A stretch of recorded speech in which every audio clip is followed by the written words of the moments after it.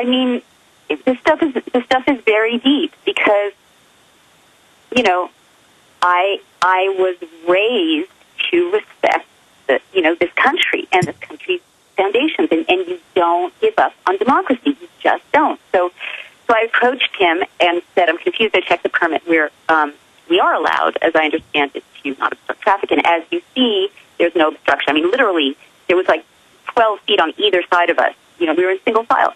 He said, will you back down to the megaphone? And I froze. And he said, will you get out of my way?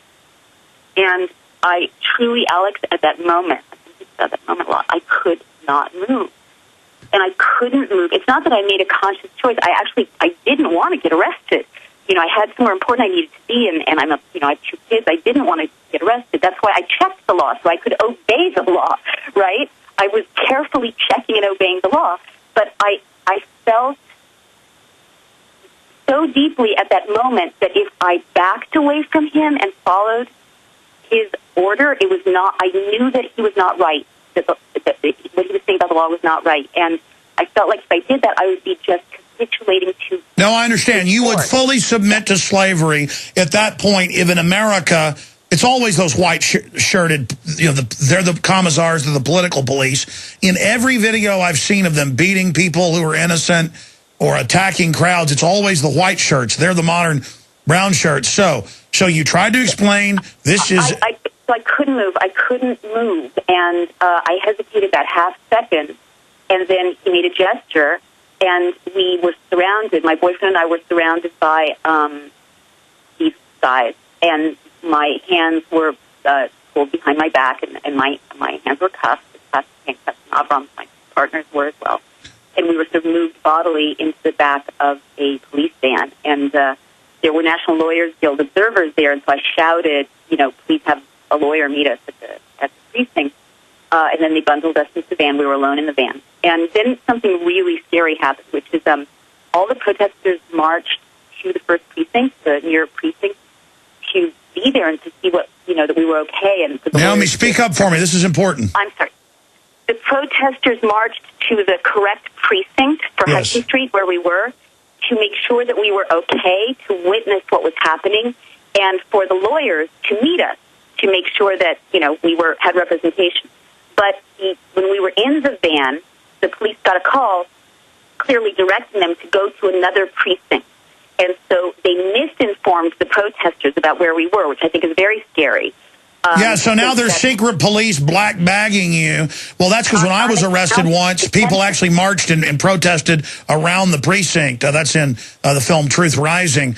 And so clearly now they're trying to misdirect for wherever they're sneaking you off to. Which it cannot be legal. But anyway, they took us to the 7th precinct across town. And they were very courteous to us because by then I think it was clear that they were getting a lot of scrutiny about this arrest. But they took our possessions and they put us in separate cells and they locked us in. And my cell had blood or feces smeared on the wall. And, so did mine in New York. I think that's... They actually picked a cell because most of the cells were open, and they laughed and said, this is a good one for you. And I was looking in the open cells as I walked, and there was feces everywhere, urine, McDonald's bags, and they laughed. And then a mentally handicapped jail guard came over and giggled at me off and on for a few hours, and I just felt sorry for him. I mean, it's like something out of a science fiction nightmare. They have literal Igors working in there. So you're in a special cell with blood and feces and things. What happens next? Yeah, well, I have to say that the staff there were extremely nice to us. Which, you know, I think obviously the fact that I'm visible, you know, made them be particularly nice. But I have no, you know. So how did this end? How did this end in the minute we've got left? Yeah, very briefly. Scarily, they released us with a summons because obviously, you know, it was a hot potato by then.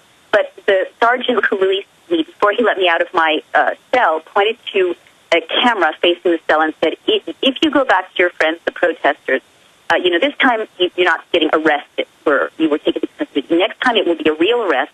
We'll take your picture with that camera. We'll take your fingerprints with that machine. We'll send your data to a federal database. It will be there forever. And I said, well, officer, if I was obeying the law tonight and I got arrested, and he didn't dispute that I had obeyed the law. I said, how do I keep from getting arrested in the future? And he couldn't answer that. And I said, why did I get arrested if I obeyed the law? And he said that at any time, if a police officer says it's a safety issue or deems it a safety issue, they can arrest someone no matter what the law says.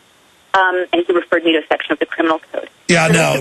And that's a secret police arrest code. It's totally un-American. It's still official oppression. That code is a fraud. Naomi Wolf, thank you so much for spending time with us, and you're just shedding more light on the incredible police state we're facing. All right.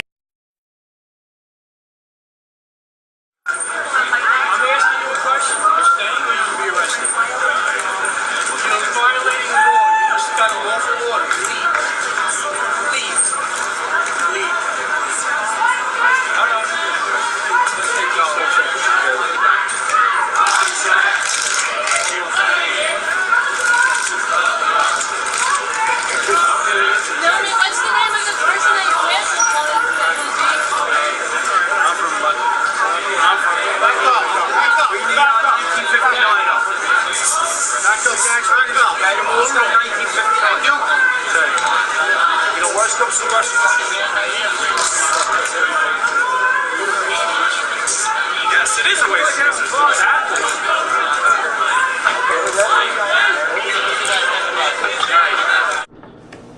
Naomi Wolf witnessed about 50 Occupy Wall Street protesters being told to leave the sidewalk outside the Huffington Post event.